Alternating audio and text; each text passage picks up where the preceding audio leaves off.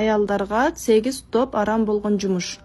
Биз бул нерсеге анча көңүл бурбашыбыз мүмкүн, бирок рызкыбыздын берекесин качыруудан коркойлу. Биринчиси арак сатуучу. Өзүңүз ичип чекпесеңиз да, ошол нерсени сатып акча тапканыңыз үчүн арам болот.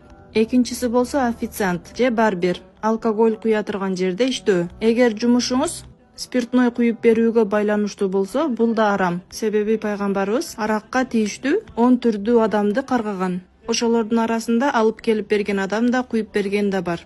Үчүнчүсү болсо модель промоутер. Аялдарды клиент чакыруу үчүн кооздук катары колдонуу. Аллах аялдарды жахилият убагындай өздөрүн реклама кылуудан тыйган.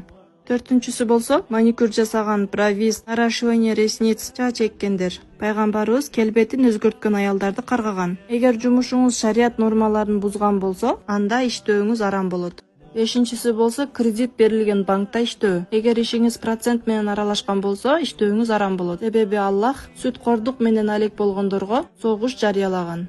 Алтынчысы блогер же контент мейкер. Шарият тыйган нерселерди чыгарып акча тапса арам болот. Эгер контентин жалаң ырлар менен же күнөө иштер менен хайп кылса, же аял өзүн эл көзүнө чыгып жаман жүрүм турумдарды көрсөтсө, бул иштен тапкан акчасы арам болот. Жетинчиси психолог, коуч, тренер. Бул да шариаттын нормасынан жат нерселерди элге үйрөтүп адаштырса, анда тапканы арам болот. Сегизинчиси сетевой маркетинг. Проценттен чыккан акчанын баары арам. Эгерде сиз башкалардын арамдан акча табышына жардам берсеңиз, анда сиз да жооптуу болосуз. Эгерде сиздин жумушуңуз ушулардын арасында болсо, анда муфтиятка барып, так фатуасын билип алыңыз. Бул маалыматты болсо жакыныңыз менен бөлүшүүнү унутпаңыз.